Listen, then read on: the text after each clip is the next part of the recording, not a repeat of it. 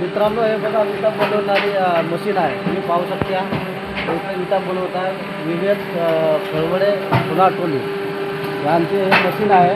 तुम्ही बघू शकता विटा बनवणारी पुनाटोली या ठिकाणी.